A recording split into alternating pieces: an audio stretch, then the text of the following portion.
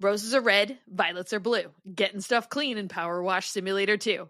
Swipe left or swipe right. Let's challenge the crew in this game of Humble Bumble to find the villainous boo. Grab your headphones and have a sit. It's time for another Girls on Games dopamine hit. Get ready for the Girls on Games podcast, your weekly dose of news, reviews, and everything video games. Always served with a good helping of hype and just a pinch of salt. And now, your host, Leah.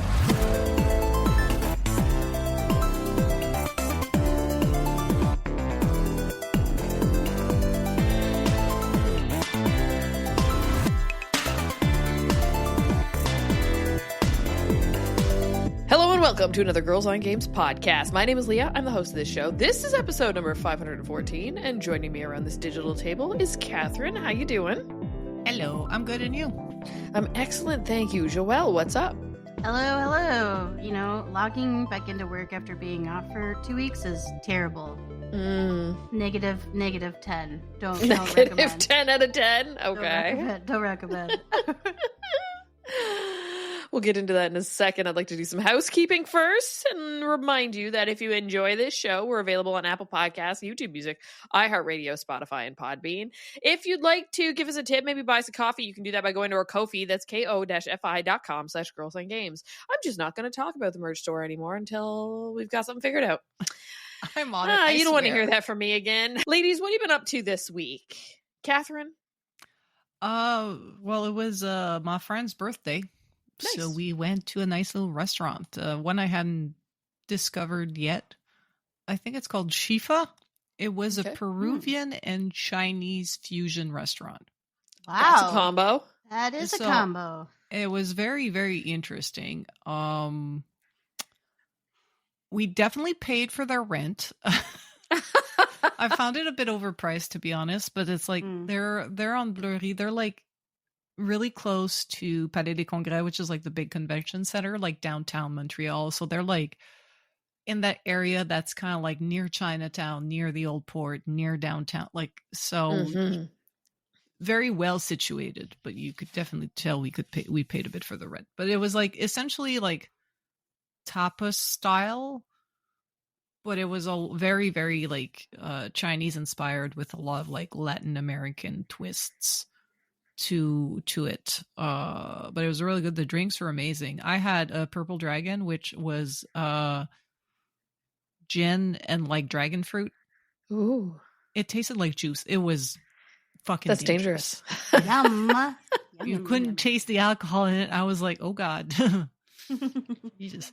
Yeah, but it was very enjoyable, very fun. And other than that, I feel like there was more. But you usually have quite an adventure each week with quite a tale, so yeah, it's okay if you had a calm one. No, actually, I remember now. I found out that there's a local company that if you send them a photo of your cats, they will make you t-shirts. Oh yes. The retro style, like, you know, the wolf t-shirts, like with lightning and flames, and they'll multiple put the name. Heads. Mm-hmm. Yeah. So one day I was feeling particularly down. I was exhausted. I don't know. I was having a bad mental health day. And I was scrolling Instagram because that was going to help, right? Yeah, definitely the thing that will cure all that ails you is scrolling. Exactly. And then I got an ad for that, and I was like, I'm fucking buying that. I was aware of this product and this company that did this before, but I never really pulled the trigger because they are expensive. The t-shirt itself was like $60 Canadian. They're not printed on cheap Gildan stuff, so I feel like a lot of the price is just the nice quality of the shirt. But I was like, fuck it, let's do it. So because all you do is you upload 5 high quality photos of your animal. You give them the name. You tell them like which kind of style you're going for. And yeah, I told them, I was like, all right, so the t-shirt is for my spouse. The long sleeve t-shirt is for myself. Can you do something that's kind of like in the same vein and whatever? And I was like, please and thank you. Here's all my money. I wanted a long sleeve t-shirt because I don't know, I don't have a lot of them, and I just wanted something versatile. And the crew neck was a bit too expensive for my taste.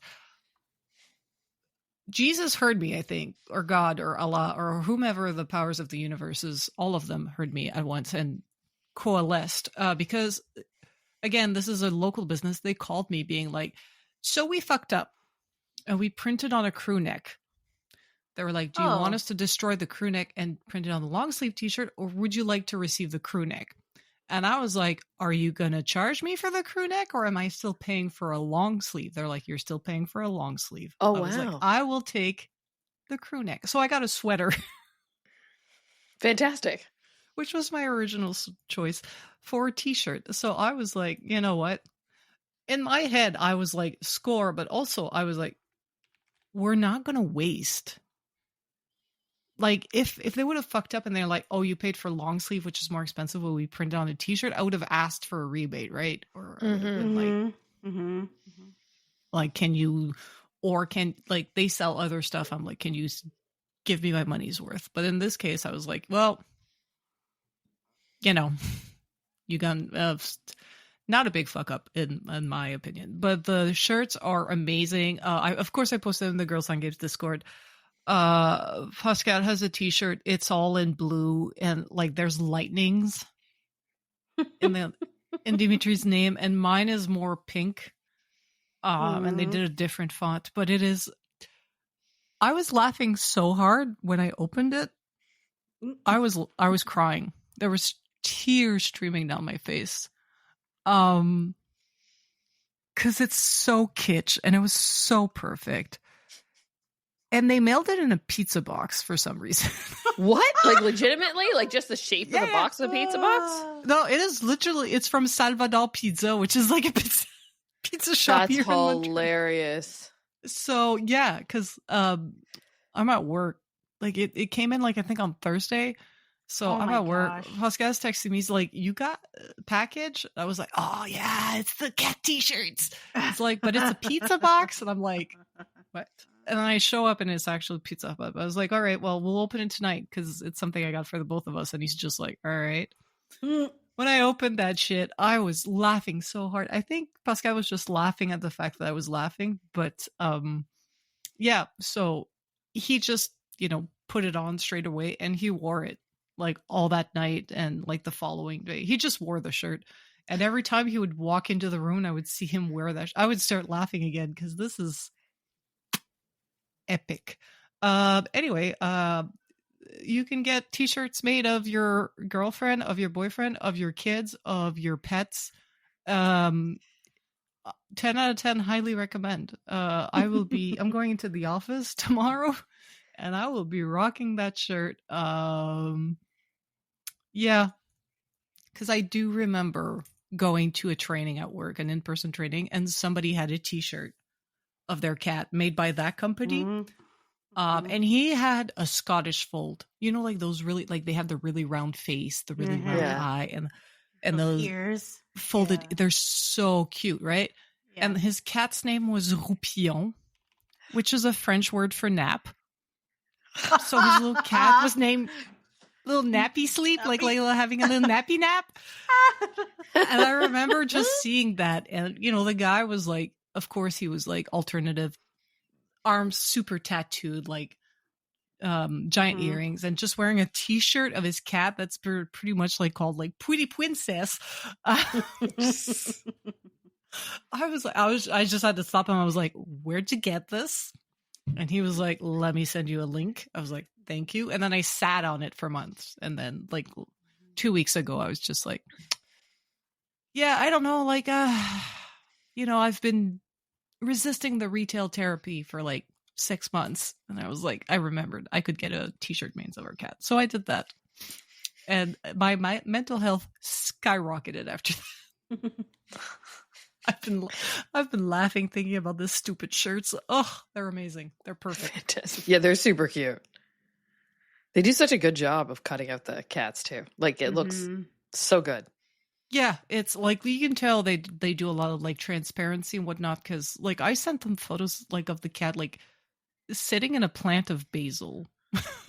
So at one point he was like squishing our garden, like, and I was looking for like older photos, like when he was still like plump and really, really like a bit more youthful. For context, if you're new to this podcast, my cat is 17 years old, and the last year got really got into the old man mood.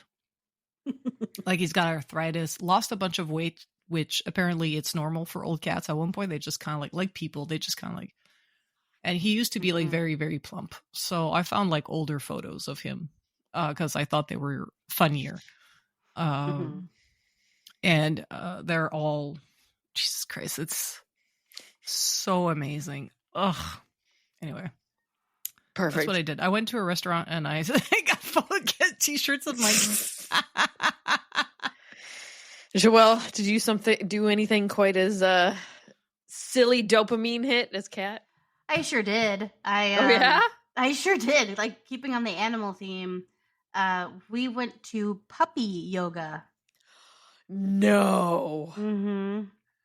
And I'm so jealous. It is as fun as you think it's gonna be, and more. Like, and it was golden retriever puppies. Oh no! Yeah. Oh, my heart. That's adorable. I know. So I'll have to post on the Girls on Games Discord. I forgot to do it, just we were so busy. But yeah, we did end up hitting up puppy yoga, and it was 100 out of 10.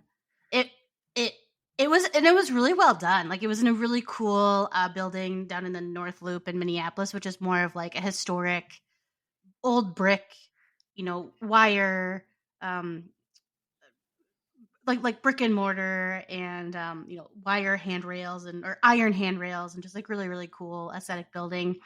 And then the yoga instructor was really chill and like really good, and everyone there and everyone there was like really quiet because there were all the puppies, and so like it was kind of nice because we're in yoga and we're doing it with puppies, and so like everyone was really just like, oh, like when they would do something, because that was really cute. And they were so fun, and they were so soft and so little, and then it was more puppy than yoga, but she did a good job. We did like 35 minutes of yoga, and it wasn't anything too terrible, but you would sit down, and sometimes they'd come and like sit in your laps, and you couldn't do anything else because they were sleeping, so they would like fall asleep on your Of course. lap. Or that's the law. Yeah. Dude falls asleep on you. Yeah. You wait till they wake up and get up. Yeah, you That's are now right. furniture. You are furniture. And so with us, like we brought towels, like sweat towels, and then that was a fun play toy. And so we would like play with them with the towels and stuff. And so like that was cute, and it was really, really fun. It was not cheap, like it was kind of expensive, but it was like, yeah, if you want to go hang out with puppies, like that's the way I like to go do it. So that was so fun. How did you learn that you could do that? Like, did one of you just be like, let's go do yoga with puppies, and then Googled it? Like, they've been advertising it it's been advertised for a few years in the city. Okay, they have puppy yoga, and they have all different kinds of puppies, like Burmese mountain dog puppies. They have like black lab puppies, golden lab puppies. They had corgi puppies. So oh my god, yeah. So you can their little butts. Yeah. So so it's so fun, and yeah, you can like play with them, and they just kind of romp around, and it's really good socialization for the puppies. Totally. They get to see so many people come in and out, and they had people helping to kind of manage the puppies when they would like go potty, and someone was like clean up right away, and they would, if the puppies would like wander away and like fall asleep, they would like pick them up and kind of place them closer to people and stuff like that. So it was really, really fun. And then after we did puppy yoga, we went to the Asian Mall. And the Asian Mall is this really large kind of like warehouse where it is an Asian market with a bunch of restaurants inside that you can kind of pick what you want. There's like a hot pot. There's more of like a to go. There's boba tea. There's Thai. There's some sushi, and there's like a Vietnamese place as well. And there also is some like furniture and some art. And then they also have like a travel agency in there for travel. They have like a beauty shop. And I would like to go back there, but I don't know what anything is. And it's all in like Korean or Chinese. Like I don't know what I wouldn't be able to tell what anything is. But we went there because we were looking to get some specific so we use a lot of like mirin when we cook. And I really wanted to get like a dark soy sauce because some of the recipes that we use call for dark soy sauce, and it's hard to find some of these things like in Western grocery store, and they're also really expensive. And we also got I think we got a 40-pound. We got a huge bag of rice. We got a huge bag of rice for I think it was like $1 a pound. It was a $40 bag of rice, but that'll last us probably like 8 months. You can't like- sleep on the Asian markets. Like Yeah, the markup in regular grocery stores for some of these items. Mhm. Like if I'm stuck, yeah, I'll buy soy sauce at the grocery store. But like compared to the prices in the variety Mhm. that you get at just like a regular hole in the wall Pan Asian store is redonkulous, and the rice is so much cheaper. The rice is so Holy- cheap. How do they get away with like highway robbery? Right, buying rice in a supermarket, highway robbery. Mm-hmm. Yeah. So and it was a bag of sushi rice, and usually sushi rice is a little bit more expensive, but that's the kind of rice we like. So, yeah, we got this huge bag of rice, and we found just so much stuff, and we bought Korean barbecue chips. We got ourselves 2 snacks. We limited 2 snacks, and we saw the spicy Korean barbecue chips. Those were amazing. Those are so good. I want them all the time. And then we got Korean chewy Skittles. Like gummy Skittles. Okay. Like you know how there's like lifesavers and they have like gummy lifesavers? Yeah. Like the rings. So this is gummy Skittles. Huh. And That's something they have in Korea, but not here. yeah. Skittles And makes gummies for Korea. they make gummy Skittles, yeah. And I did not know this. Sounds good. they are so sweet. I could not. I had 2, and I'm like, I can't. I'm not a big sweets person, so I'm not. That's not really my jam. But I was like, holy cow! Like, whoo! They were so. It like almost made me pucker. They were so sweet. It was. Oh my goodness. Very strong sweetness. But they had so much stuff. They had rows and rows of anything you could probably think of. They had it there, and so that was fun to go because I haven't been there yet, and it's been open for I think like a few years, and I've always wanted to go.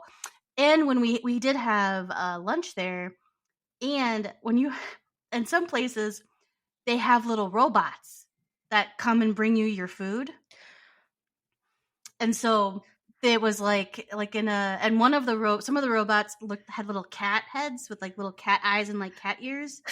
And then the one that we had wasn't that fancy. It was just like an iPad on kind of like a taller shelf with like a glass door. And it had music, so you kind of knew where it was. And you would order off a tablet, and then they still had servers. And it was kind of the weirdest thing because this robot would come down the aisle, but a person would walk by it, and the person would have to open up the robot, the cabinet, the glass door, and then like put the food on your table. It's just So novelty then. That was just like, why is this robot here? Yeah. This is so weird. My friend went to one like a sushi place, an all you can eat sushi place that had the robots that would bring your thing. Yeah. And he said basically they needed to have people because the robots couldn't handle stuff like soup or the hot, anything that was hot that could spill and that could be dangerous. Yeah. The robots couldn't deal with. So the robots only brought like the sushi and stuff, but they ordered like soup. So, So basically, some dude just showed up with their drinks and their soup and whatnot, and it was like, fucking novelty robot will bring you your sushi. It was just, it was so weird. So like weird. when he was telling me this, he was just like, they're not stealing jobs. Basically, like they're there to get people in the restaurant. But he's like, that restaurant was as staffed as any fucking restaurant. It was. I was just like, why then? Standing around. I'm like, I feel bad for them because they're just standing around. Why don't they just bring the food to the table? And so the guy who served us, he was like, I just feel like I play Roblox all day because he's just hitting the iPad. He's touching the iPad. And then I'm not gonna lie, we were kind of on a busy aisle with the robot, and like having that thing with the music coming after us, and it was like dee dee dee dee dee dee dee dee dee dee dee dee. Generic. And I was like, oh my god. And then it would come down the aisle towards us, and then the little iPad screen would be like, I'm about to turn. Don't worry, I'm about to turn. Because so it would like tell you it's not gonna run into your table. Oh my god. I was like, I feel bad for these people. They gotta sit here and like babysit this fucking robot and listen to its stupid music. I was just like, that'd be so annoying. No, thank you. No, thank you. But the food was super good. I can't wait to go back. It was a really fun experience, and like I said, we got some good stuff, and that was super fun. And then we came home and did a house project, and I was asleep on the couch by 9:30. Like I could not. I was like, I'm done. Like, yeah. I did a workout. I haven't done a workout class in like 4 months, like since the move, and with my knee and my nose and everything. Yeah. So I was like, that was a lot. That was too much. Nice. But yeah. Last week when we were recording, it was right before the last game of the semifinals for the World Series. So the team that won was going to the World Series, and the Blue Jays made it through. Yes. So my week has been very much everybody talking about the Blue Jays, because the last time they were in the World Series, it was 30 something years ago. 32 years ago to be precise. It was 1993. And I'm old enough to remember that and when that happened. And yeah, the city has just been like a light. It's so fun to be here when that's happening. The last time that happened, something big like this happened, was when I just moved and the Raptors were in the playoffs and the Raptors won that year. Yeah, right. Yeah, so everybody was, all excited. Friday night they won. It was great. Saturday night, unfortunately, they did not win. So now they're gone to LA because we're playing the Dodgers. And game 3 is tonight. So exciting. Really hoping now that this means that they're going to come back. I mean, I think they have to win one game and then guaranteed they're going to be back in Toronto. Just the way that baseball works, because they play 2 nights in a row and they play 2 nights. And if they need another game, then they'll play in the Dodgers arena. And then because we have home advantage. So if they need to go to further games like the next 2, then they'll come back to Toronto. So yeah, it was, the city has been so much fun. And then Saturday night, I went over to my sister's house, kind of impromptu, but not too much. Wanted to start a new tradition now that we have, kids in the family. Not that, my niece could exactly partake, but, we decided to carve jack-o'-lanterns while we watched the baseball game. So that was really fun. Yeah. I hadn't done that in years. I used to do a lot of jack-o'-lantern carving. I used to do like competition stuff when we had them at school, and I used to have parties at the house.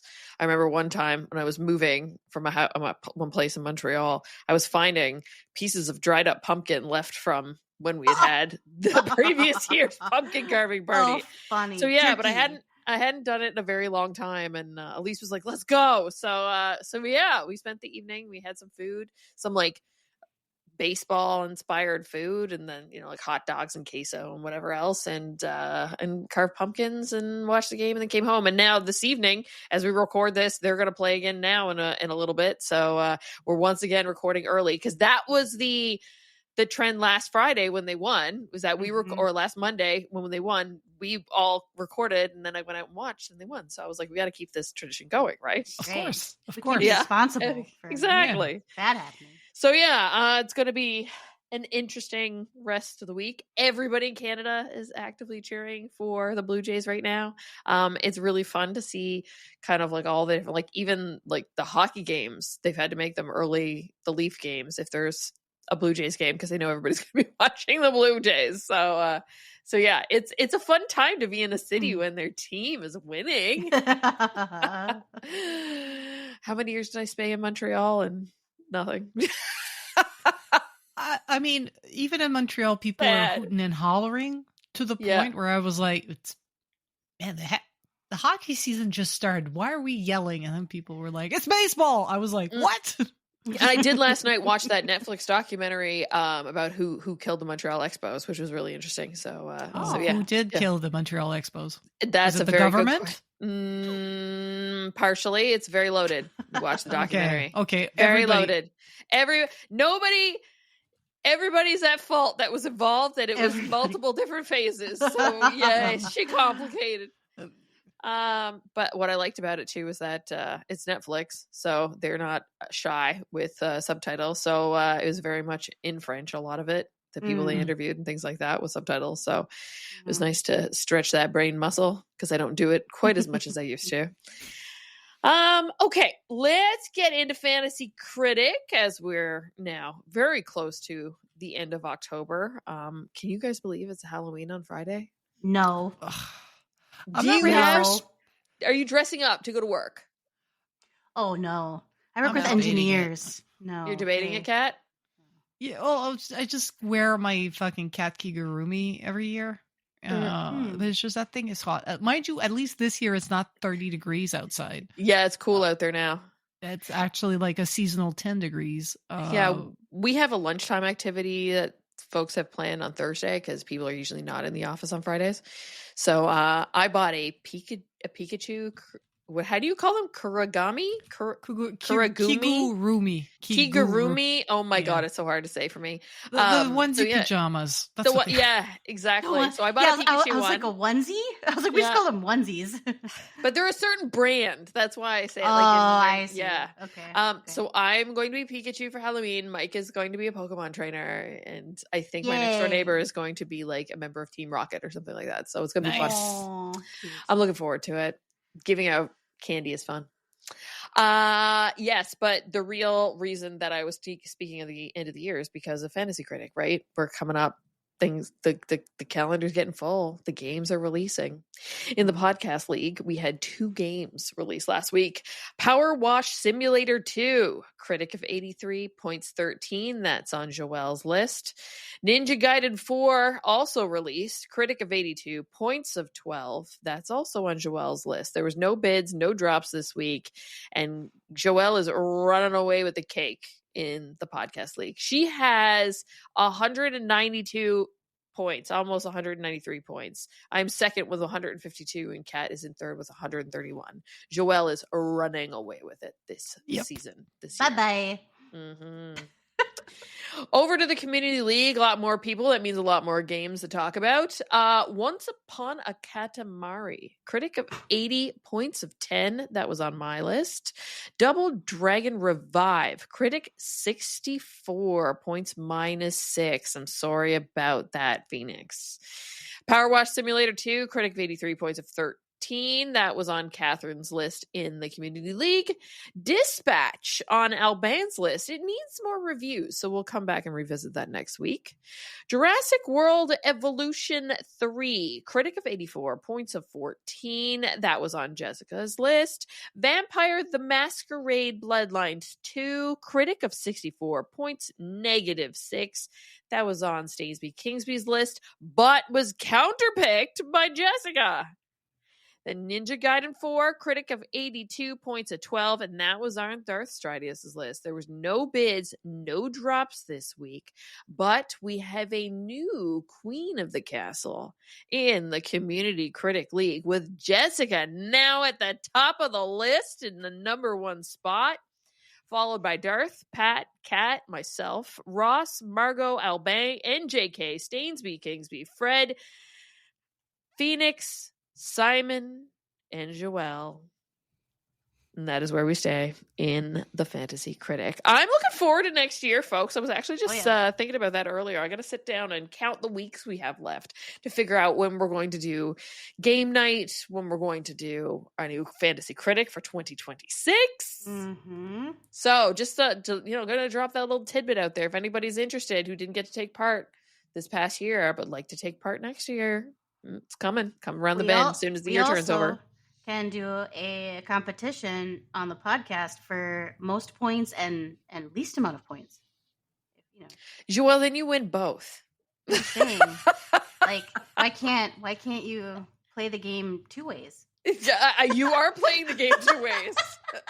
You are playing the game two ways. Just if you feel like the podcast league is too crowded, well then you start being diabolical, and just go the other way. That's what I'm saying. Joelle's just trying to win it all. I am, and I like it. Oh my god. Let's talk about the games we've been playing this week. Catherine, still in the Ghost of Yote? Oh god, I am obsessed. But like I said, I don't have a lot of time to game during the week, so I usually binge it on the weekend. I've been down last week. I said I downed my first of the Yote 6, not the snake. That's the one that opens the game and is basically the tutorial, but the following one. And then the game is just next one's that way. I was like, cool, but there's all this shit in the way, like a dueling tree and little foxes that show you little shrines, and there's a guy showing me how to use the Odachi, which is a big ass sword.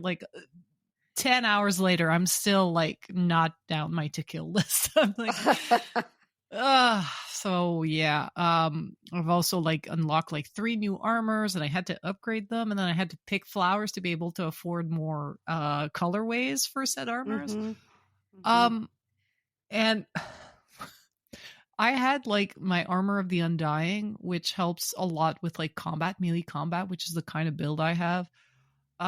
Essentially in Ghosts of Yote, if you were fighting somebody with a katana, you want to fight somebody with a katana. If they have if they're using the long spear, you want to do the dual katana. And basically this armor gives you a more dodge and parry windows if you use the proper weapon. Essentially, Pokemon's, how you want to have electrical for water and water for rock. Basically, if you have the proper weapon, it gives you bonuses. And I was rocking this armor because, like I said, I'm doing a full fighting build. I'm not sneaking unless it's really the story tells me to sneak or stuff like that. So, and you have loadouts. So I got a loadout for archery. I have a loadout for sneaky, and then I had this loadout for this. And then I did this quest where I got the Spider Lily armor, and it is the most beautiful armor in all the fucking game. And every color you get, they're even more beautiful. I didn't even look at the properties. I've just been wearing it. I think it helps with stagger and group fights a bit more. So I've been kind of wearing that and then switching back to the Armor of the Undying for my one-on-one boss fights, the duels and whatnot. But yeah, I was just fucking gorgeous. All the armors are gorgeous. Yeah. And then you find extra colors, and some of them have fabrics with beautiful patterns that they add. And when you upgrade them, it also unlocks more hats and more masks. And I've just been pretty princessatsu. Out to kill the Yote 6, but she's a pretty princess. So I've been really immersing myself. But I will get to killing more of these bad guys. I swear. I just need more stuff. I just need to see more stuff. I just need to, as soon as I see the little gates, I'm there's a shrine. I'm doing that climbing puzzle. See you all in 10 minutes. I feel this that. is the bad guys waiting at the bottom of the hill. Where you go? Where you go? I am distracted. Look over there. You were supposed to murder me 10 hours ago. No. Oh, God, I love this game. Fuck. Joelle's playing the same game, right? You're still doing Ghost of Yote? I am, and I finally got out of the first area and got to the second area. And this game, on some level, I find it like, can I finish one task before you introduce another task to me? Because I was on the hunt for there's kind of a larger quest that starts in the first area that you can go to the shrine, and it gives you the quest for the Undying Samurai. And I was like, okay, I'm gonna do this, and then I like to have a plan. I'm like, I'm gonna go do this thing, and then I'm gonna go do this thing, and then I want to go do this thing. And as I'm like doing this one quest, because you have to go about the different areas to try to find, it is a bit of a wild goose chase. It is. So you gotta search all around this area. But then as you're doing that, something else comes up. So I'm like, oh, well, there's a fort on fire. Well, now I have to go and like save this fort. Or that fucking yellow bird who's just like, hey, you want to go sit in an onsen? There's one over here.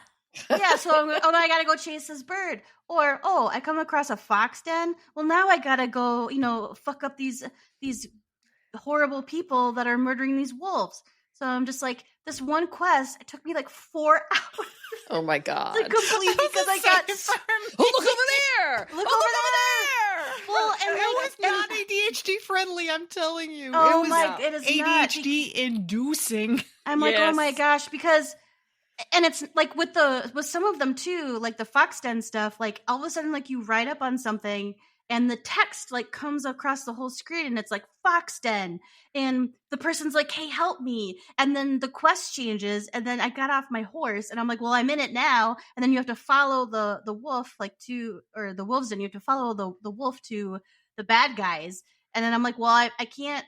I guess I gotta do this now. And so it's just always this like, I gotta do that, or I gotta do that. So it is kind of, I'm like, oh no, I can't focus on my quest. Yeah, if you don't examine the dead body in front of the wolf den, then you can kind of like walk away, and you can go on the map, and like in the bottom left corner, that's where you have like your little paintings. That's basically your quest tracker, so you can find like your stuff. But the Undying Samurai is how I got like that armor, the Undying armor that I said I was using, and it's definitely so cool. Finish the quest, get that armor. Yes. It's going to help, especially if you need the parry window. It's totally worth it to do the quest like that early, and I'm glad I did it. But it's always just like badass. It's such a great looking armor. Well, they're all good.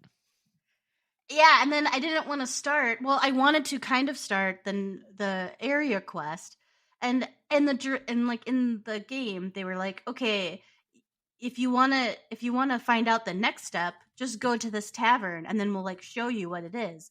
So in my mind, I'm thinking like, oh, I can go and get this information, and then I still have the freedom to like like go and do other things before I'm actually ready to like progress the main story. That was a lie. Like, you go to the tavern and this whole plot like unfolds, and then you're like in the quest. So I just feel like the intuition that I have for like when I can do something and when I can't do something, or like when I want to start a quest or stop. I'm like, I don't know. This game is just, I'm just riding. I'm like, I'm just doing whatever the game wants me to do, whatever it tells me to do it, because I have no control. It is. It does. Yeah, it does feel like that, especially in the beginning, where they're just like, kind of like dragging here's you everything. Along. Yeah, here's everything. Like, you got to learn this. Definitely once, like, when you're on the other side of like that first area and that first bad guy that you kill, like, you kind of get used to it, and you start to learn when you're like locked into a quest, when you're not. If it's I've been able to walk away from the side quests, the ones that have like the title is like a coin and the text is centered. A lot of those, like, you can kind of like leave the area and go away. When it's like the entire screen and there's like Japanese script on the side, and it's actually like right or left aligned text, that's a main quest thing, and you're locked into that narrative until you're. But some of the side quests, like, let's say, like, at one point I walked on some farm and the daikon farmer's like, help me. I was like, I was doing something. I'm going to walk away and come back. And I was able to do it. But yeah. So sometimes I'm just like following a bird and it's just like a fucking bounty. I will run into a fucking bounty and I'm just like, I guess I'm killing you now. Yeah. I think it's also symptomatic of they condensed the content and the map a lot. I think like a lot of open world games learned that people didn't like the wide open space. And, for a lot of open world games for a while, it was a whole lot of nothing, a lot of empty space. Running from point to point to point. Yeah. I think for this one, they kind of like kept it pretty open, but like I feel they densified. Like the map is probably it feels smaller to me because I find like for Ghost of Tsushima, you would run around and there was nothing for a lot. And this one is just, you can't do like two steps on your horse that you're like running into something or someone or, I think they readjusted back to like when gamers were like, this is great, but for those that want to run around on the horse for like 20 minutes, you can, but you can tell that they definitely put more efforts into how the map is designed, how much shit there is, and also like the fast travel. The fast travel is great. I love the fast travel. Yeah, gotta love a good fast travel. It is. Yeah. It's great. For this one, it really feels like they have a bit more stuff for the get shit done gamers, but you still have that possibility for those of you that want to be like, I want to be in a Kurosawa movie, so I'm just going to run around the horse everywhere. You can do that 100%. But I think it's like symptomatic of them trying to condense more. And I think it's just like sometimes you just get into an area and you're just like, okay, take a single file. Yeah. Who's dying first? Yeah. It's pretty fun though. It's so fun though. Like it's a good complaint to have because I'm just like, but I want to do all these things, but I just wanted to do the one thing first before I had to do this other thing. Yeah. But I get it. You get a lot of stuff. It rewards you very handsomely. Then I feel like if I do all the things and I get the flowers and I get the coin and I get the bamboo and I can upgrade my stuff and have all the pretty different armor colors and upgrades. And so it's very satisfying. Like I know I'm doing it. I'm going to get something out of it besides the satisfaction of completing the quest. But yeah, it is so fun. It is so fun. I love it. I'm still playing Pokemon ZA. I'm going to be playing it for a while. I know there is end-game content after I'm done, but I am currently level B, and I've got my Pokemon at high 60s. My starter is over 70.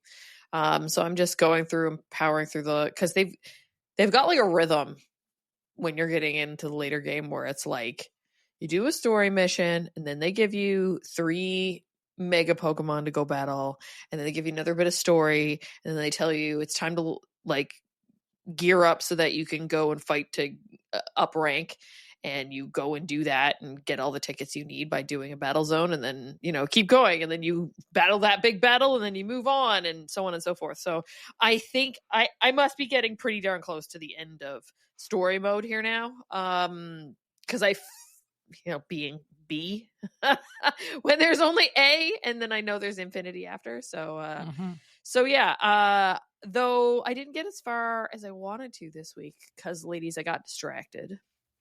By what? PowerWash Simulator 2. Oh, it's out. Yeah, came out on Thursday. And I really enjoyed the 2022 PowerWash Simulator. Everybody at first was like chuckling because they were like, this is a game. That's so foolish. And then they started playing it, and then they're like, oh shit, this is fun. It's Serotonin, the game. Because dopamine hit. Yeah. I have not played PowerWash Simulator 2 or 1. Yeah. But I have PowerWash stuff. Yes. There's something so soothing. Like I don't know. There's these dudes on TikTok that go and mow people's lawns that are, down and out or whatever, or do it for a community thing. SMB mowing. Yeah, him. He's great. Then there's people who clean carpets, like get the most dirtiest carpets and clean carpets. And I don't know what it is. There's something so super freaking satisfying about it. And I get the same dopamine hit when I'm playing PowerWash Simulator. Every time you get that little ding because a piece got completely cleaned, you're like, yes. Is it still first person? Yes, it is still for first person. I don't know if there's a way to go third person. I haven't looked to try. So, new in this version of the game, of course, upgraded graphics. The game looks gorgeous. Definitely a big upgrade from last time. Like, even just some of the effects with the water spraying off and the soap and stuff. Gravity still doesn't play. Like, you think maybe I shouldn't wash the floor first because I got to do the roof, and that means nothing. Gravity doesn't exist in this game. But there are new environments to go and kind of do. You get some of the similar stuff, like I've had to wash a car and things like that. But the new ones that I've kind of got involved in, gas station, which I'm in the middle of right now, and one of those like big highway signs, which was really interesting too, to have to clean a highway sign because there are new tools in the game.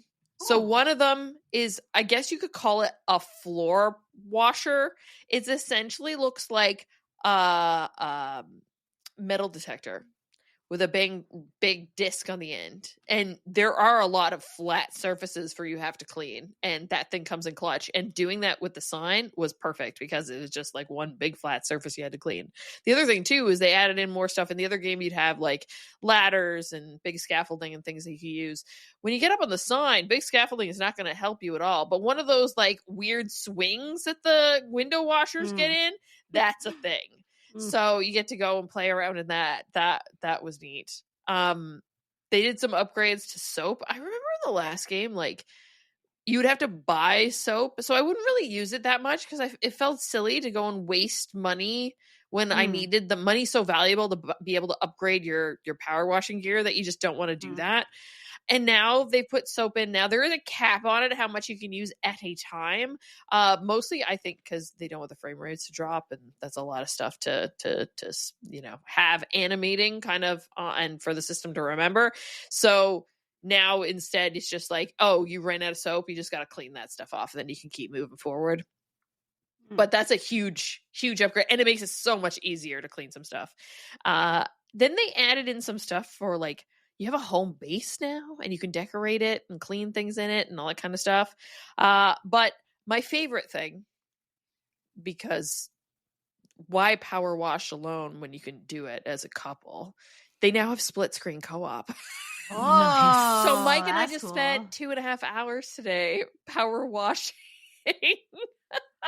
That's hilarious. Oh, it was so much fun. It's great. I love it. I believe they had added like online multiplayer in the game previously. But no, in this one, and it's so easy to add someone. Like I was expecting we'd have to have our own campaign or something like that. No, I can continue my single player campaign while I'm in the middle of power washing the sign. I can tap a button and get Mike in there and he can help me right away. So I thought that was really cool. And a really nice touch to kind of like just, it's double the dopamine. Yeah. Couples who power wash together stay together. Yeah. Here's the fun thing, the test that I'm going to do with this game, though. The way that I am actively playing is through my Game Pass Ultimate subscription. I'm really curious in a few days when I decide to downgrade to a lower version of Game Pass if this game will still be there or not. And if I was ready to drop money. It was surprising to me that it was actually on Game Pass. I didn't know it was going to be on Game Pass. I was ready to drop the money on it, and then I saw that it was through social somewhere, and so that was just a bonus. I was ready to drop the money on it anyway. But yeah, now I'm curious to see if this one's going to be part of the catalog that I wouldn't have access to if I didn't have Ultimate. So good test for later on. That will be interesting. The little experiments people can do will be fascinating. So we'll wait and see. But yeah, PowerWash Simulator. If you like simulation games and you want, something, and there's no music in the game. There's atmospheric sounds, but no music. So if you wanted to listen to an audiobook or a podcast or watch a show on the side or whatever, perfect game to do that with. Seriously. All right, this is a video game podcast, so let's play a podcast game about video games. Kat is bringing us Humble Bumble today. Am I saying that right? Humble Bumble? Yes, Humble Bumble. So essentially, I'm going to read off a profile of a video game character. Okay. Kind of like it felt a bit like dating. Bumble. Like Yeah. Bumble? Okay. Yeah. all right. It's not. I didn't write exactly dating profiles because I don't know what dating apps are. Sorry, haven't been Been in a single long-term relationship in 20 years. You've been spared. You've been spared. But it felt similar, and I like the alliteration. So I will read off, about like 4 or 5 like little traits of this character, and you have to tell me the profile of which video game character this is. Okay. And today I have 3 villains. Oh, okay. Oh, Keeping okay. it spicy. I Little created bit 3 evil up in ya. antagonists. Okay. And from a variety of games, but I've pretty sure at least one of you played these games and know these villainous Ooh. suitors. Mm. So our first suitor has 7 children, likes molten hot weather, lives in a castle. Bowser. Yes. My last point is looking for his princess. Bowser. I 7 thought- children. I'm like, how many video game characters have 7? Oh, wait now. I don't think I knew that. Really? You Oh, don't he's know a about all single his father. kids? Yeah. I didn't realize he had that many. I know he Yeah. had like Junior and Well, in Oh, Mario wow. Mario Brothers 3, you fight one of his children in every Mhm. world until you get to the 8th world, and it's him. Did I just put that together now? Am I today It's a years revelation old? for Joelle. This is what we do Today- here at this Girls is, on Games. We enlighten Today people. years old when Yeah. I didn't. I guess I just didn't like think about. I mean, I don't think I thought they were his direct descendants. I thought maybe they were like just minions. No. There's Huh. kids. Wow, are they all from different?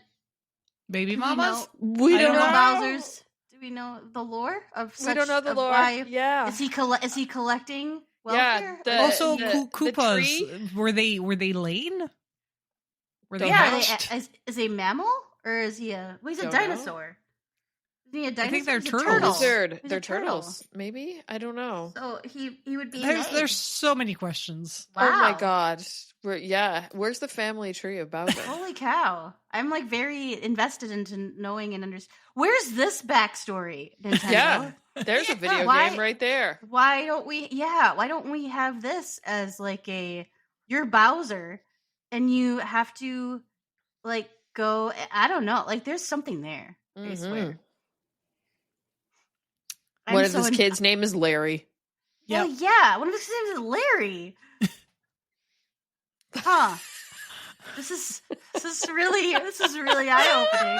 I don't think I'm gonna think of Bowser the same anymore. I actually don't know how to feel about him now. Like I respect him more, but then maybe not because he's got so many kids. It's So like, the bro, question is, are they all the same age? They have different baby mamas. Who's the oldest? We don't know. yeah. How do you?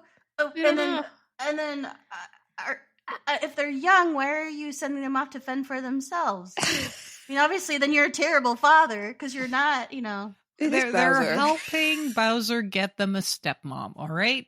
That's Yeah. what they're doing. Yeah, Really? but bro seems like he's shooting out of his league. Like, he's got 100%. like 100%. Where's that movie? Where's Jack Black in finding his lost? Like, I feel like a Shrek vibe like coming into play. We can move on, but I'm still like, my brain is still like, wow. Where's the game theory episode on that? Yes, exactly. exactly. Like, where's the 5-part YouTube That's series? Docu-series of Deep who's dive. Bowser's baby mama? Holy cow! Wow, I can't wait to The Who Done It. dive into this. Yeah, I can see it now. An episode of Maury and That's and right, Rosalie is, yes. and you are Her- not the mother. oh, Oh. oh my goodness! This derailed. Yeah. Sorry, but I was like, whoa. All right, let's keep swiping on Bumble. I guess that's how it works. Yeah. You swipe Swipe left or right. Swipe right. Yes. I don't know. You swipe one side to say you're interested or not. Swipe right. Swipe right. Okay, thank you. What are we Clearly. saying? We're into this dad of 7? I don't know. Swipe right is no. And I Okay. I'm just 7. Yeah, 7. And we don't know who the man. baby mama And you or don't know who mama your mama is. baby mamas I are. know. And you're making them work like child labor. I Yeah, don't know. I'm not okay questionable. with it. He I'm is a not okay. villain. We did preface the beginning of this. Kat did But say has these a were lot of villains. real estate, though. A lot Yeah, of real estate. A lot of That's real true. estate. He's also very ambitious. Yeah. He's Yeah. a go-getter. He But he is. also keeps losing to a plumber. Yeah. I don't know. At least he keeps on trying again. I guess that's true. I don't know. But Can't yeah, stop, won't doesn't stop. take no. We need like consent and boundaries. Like Yeah, with Peach for sure. Okay, next. So our next That's the first one. our next profile, our next suitor contender. This person was born on a tropical island. Has a sister named Citra. Has a very unpredictable side. And has definition memorized. Or at least one of them. I don't. Boss. What? Yes. Wow. The definition of insanity is doing the same thing over and over again and expecting a different result. That was Boss from Far Cry 3. Yes, Michael Mando. Yeah. Another one where I'd be the swipe right. And predictable side is murderous tendencies. Hard Yes, pass. Yes. Yeah, a yes. lot of guns. A lot of guns. A lot of guns. And our final suitor, because after that, like from what I can tell, dating apps are hard on your mental health. There's only so much swiping you can make it through. So our next suitor is a family man, Oh. quite fashionable, Oh. has a face scar, and has a great talent and love for painting. He's a family man. He has a face scar. He likes to paint. This is a video game villain? Yep. He has a face scar. He's a That's a face pretty scar. determining. He likes to paint. Mhm. What kind of game were you like? Do you have to undo paint? Or like is it Mario Sunshine? Who's the villain in Mario No. Sunshine? Oh. I don't know. I don't remember. Mm. That was a while Mm. ago. Mm. Maybe it's Bowser and one of his many children. That's true. It probably was. One of his Childhood offspring. he's His off- countless he's- offspring. He's The offloading man likes to childhood procreate. trauma. I mean dinosaur. I mean turtle. Turtle. He's got. I don't know. I need Paint. another hint. Okay, we need to break this down, Joelle. These are very particularly chosen words, okay? Yeah. So this is he said it's a family man. Is that Mhm. Kat said? Okay, family man, scar, and paint. An older Now. gentleman. An older gentleman. paint. Oh, this is the end dude from Expedition 33 because of the paintress. Oh, I don't know his name, good though. call. Yeah. Oh, that was a good one. As soon as you said it, I was like, yes. I was like, I need to mental picture how to all these things. He's a family man. He is a family man. Like, huh? It's true. Yeah. True. Yeah, Yeah. he's Good doing job, that Kat. for his One. wife. Mm. He did. He's trying to move the family along. None of these gentlemen are dateable material. I'm just saying. Absolutely not. From what I understand of dating apps, most of the pool of people on there are absolutely undateable and terrible. Red flags. Yes. Many red flags. So many red flags.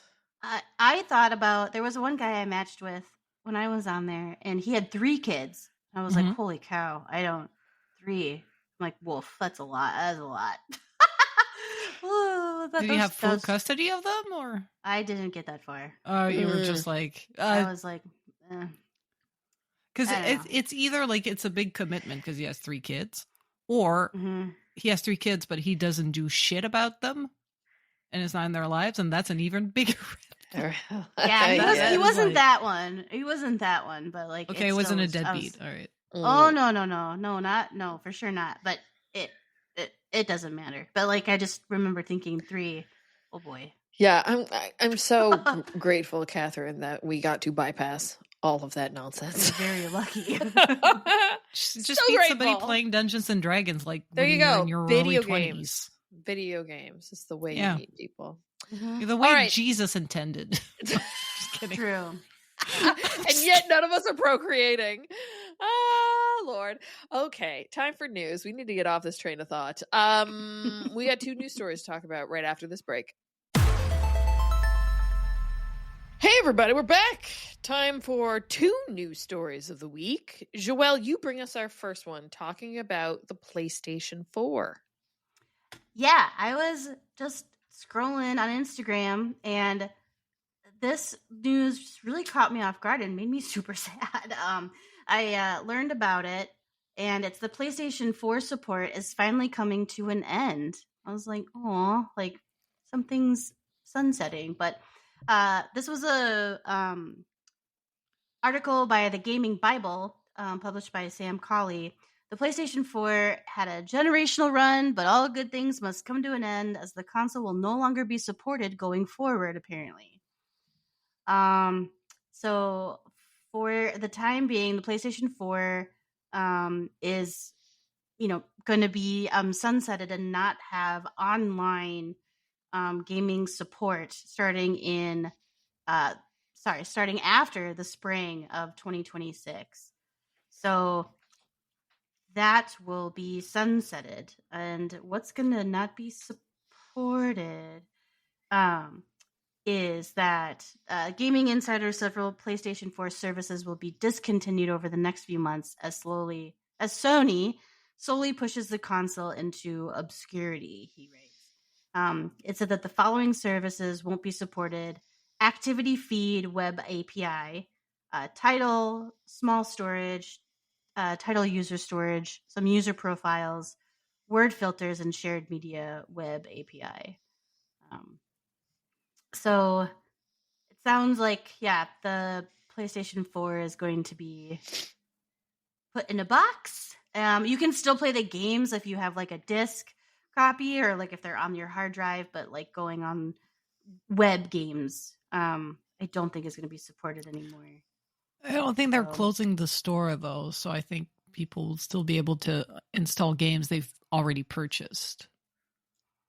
Yeah, they will be to do like those upgrades and things like that, but I know that things released after the spring of next year aren't going to be supported by PlayStation 4 any longer as well. They're not making that a requirement for publishers because I think they're trying to move the focus to PlayStation 6, which may or may not be coming in 2027. I think rumors are kind of swirling to target 2027. Crazy to think that we've had this console for 5 years already.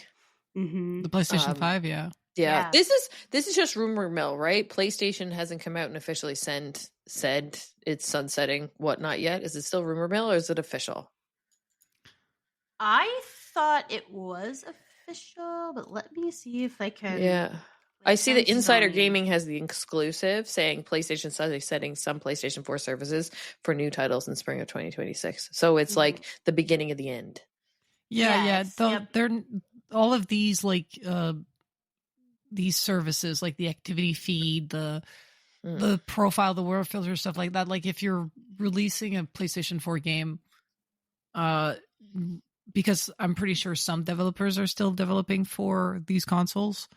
They won't support these features, and I think a lot of like slowly but surely we'll see that some more stuff will start going. But it's if you're playing like on a PlayStation game, they haven't sunsetted like online matchmaking and stuff like that yet, and it doesn't seem like they're closing the store. They tried to close the Vita store, and I remember like it caused a big uproar because for a lot of people they were like, how are we going to access these games still? So I think they're Yeah. very, very careful, and particular into what they decommission and when. Yeah. Yeah, I mean, it's going to be interesting because, like, I know we talk about game preservation, all that kind of stuff, fairly frequently on this show. And, you know, I've got my PS4 that still has PT on it that I'll never get rid of. But yeah, at some point, they'll get to a case where they just like, it just doesn't, the money doesn't make sense to keep the servers on for how many people are using it, because everybody will start to migrate over, right? But that console was so prolific in the numbers of units sold that with more success in that sense breeds a longer lifespan, because people are going to be less likely to, you know, there's so many more out there for people to essentially upgrade or move on or do whatever, right? And people are still going to be playing their consoles. So yeah, they're going to have support for a while. And there's always a big discussion about backwards compatibility and stuff like that when these things happen. Didn't we recently have news too about like the DS store, Nintendo DS store going offline and things like that? So like, more and more we're going to see that, as, you know, there's always the debate back and forth over digital and physical games and all that kind of stuff. And then games that have totally all online modes. We talked about The Crew when that was sunsetting. So this is going to become more and more of a thing, an ebb and flow as we get new consoles, as we get new games, as it gets harder to patch backwards for the older consoles. You're going to see less and less support, and then eventually sunsetting. Well, and it sunsets in that particular like section, but then for Nintendo at least, like you can, if you have a subscription, you can still access those games and play them on your handheld. They're just paywalled. Like you don't have the device, and if your device, you know, goes kaput because it's, you know, eons old, then it's not like you can't play them, but you can't just go and get the game and pay for it once. You have to continuously like either fork over a pay subscription for the month and then play it and be done, or continuously have the subscription. And it's just like everything's a subscription. And Nintendo gets away with it because they can do no wrong, right? But no, this is like definitely the beginning of the end. Like it seems like small services, and it's like it's mostly the games released after a certain while they won't support these services, which are a lot of like social services and stuff that connects to like web APIs and your profiles. But it's clearly like the beginning of the end. I mean the console is 12 years old. Yeah. You know? Yeah. The next story that we have to chat about is really interesting as well. But on the flip side, the Microsoft side. Kat, you brought this one, right? Yes, but this game is coming to PlayStation. Yay! Microsoft has announced Halo Campaign Evolved, coming to Xbox, PC, and PlayStation in 2026. It is a remake of Halo Combat Evolve, which is wicked. Like that's Halo 1, basically. That's Halo. Woo! That's Halo. Yeah. So Campaign Evolved. Interesting. Yeah. So remade in Unreal Engine 5. So cool. So it says that Halo Campaign Evolved expands the Master Chief's original adventure with new missions, enhanced cinematics, more weapons, vehicle improvements, yes please, and more What? You don't like driving the Warthog? God damn. That brought me so much joy in how bad it was. I feel great about myself. I hope they have a toggle for like the original control. God, I hope not. Oh my god! What do I feel like there was in that Master Chief collection? There was like you had the button for the up-res graphics that you turn off and on at any point, and then I feel like the Warthog, they had like the OG controls, but you could always switch to other controls as well that were way more intuitive. I think they kept like because they also had like a lunar, like whatever that thing was, which was also known in history as one of the worst game vehicle experience, second to none by the Warthog in Halo. But I think they kind of like kept the original controls that you could turn on or off just for shits and giggles, just for nostalgia's sake. Why not? For the purists. Hey, some people learned how to drive that thing really well, and why take that away from them? Yeah. So there's new missions, stunning cinematics, enhanced audio, expanded arsenal, 9 additional weapons from the Halo universe for the first time in Halo Combat Evolved. There's the energy sword, the battle rifle, the needle rifle, and more, and other Halo weapons. Vehicle upgrade. For the first time, the Master Chief can hijack nearby enemy vehicles and add range to his repertoire at the helm of the Wraith tank. Better still, the dependable Warthog now boasts an additional seat on the rear bumper, so your whole 4-player fire team can ride out together. Nice. That was always a problem because it was 3, and if you had 4 people, then one person was hoofing it. They had to get a different set of wheels. Or get one of those phantom things and zip around in that. I know Rooster Teeth is no more, rip. But please, bring back the red and blue or whatever. Yeah, red versus blue. Red versus blue. Do it in the new remake, please. Oh, that would be so great. Fun. It would be high res in 4K graphic. Amazing. Unreal 5, red versus blue. Oh my god, the original creators, if you still exist and you can do this, or people just make parodies. Yeah. Well, I can't imagine there's not going to be a red versus blue something. They gotta be. Also, for the first time in Halo history, this game will allow players to seamlessly squad up with friends playing cross-platform, including PlayStation 5. Crazy. So online and network co-op of up to 4 players. And then the console version will support 2-player split screen for a fully immersive nostalgia factor. So you can do all 13 campaign missions with a friend from the classic confines of your favorite couch on both the Xbox Series and on the PlayStation 5. Yo, we got Halo Campaign Evolved on the PS5 before we got GTA 6. We're getting Halo on the PlayStation before GTA 6. Wait, no, does this have a release date?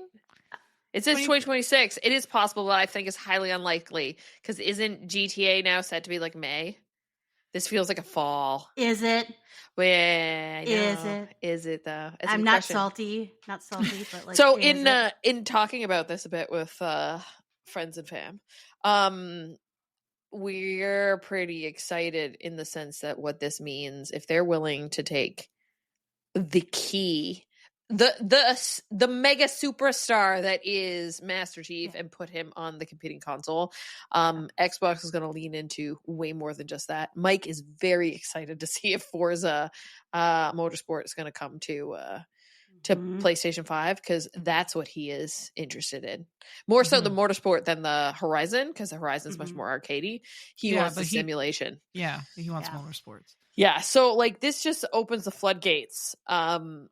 Because it's too bad that you're not seeing a Nintendo Switch 2 on here though. I think it definitely could have ran the older stuff. I'd be curious to see if it could do the new stuff, but that might be coming. They might, who knows, but they might do a staggered release for that. Staggered release. Yeah. And I just think Xbox is making such fascinating choices lately, and I'm just honestly, they really are. They really are making interesting choices. There was an article saying rumors that the reasons we got the Game Pass price increase or whatever is basically Microsoft told Xbox they need to up their revenue by 30% or something like that. And then it resulted in projects closed, studios closed, layoffs, blah blah blah blah, and it's definitely from the outside when you look at these decisions, you're just what the fuck is going on? How many of these bad decisions are you just kind of stuck with? How many of these are you trying, truly just trying something new? And how many of these are, but the acquisition of Bethesda and Activision, I think a lot of people are they just want games on Game Pass. I think they wanted people that could do PlayStation releases. I think they are not like they're not like looking with rose color glasses and thinking this is the era of the 360.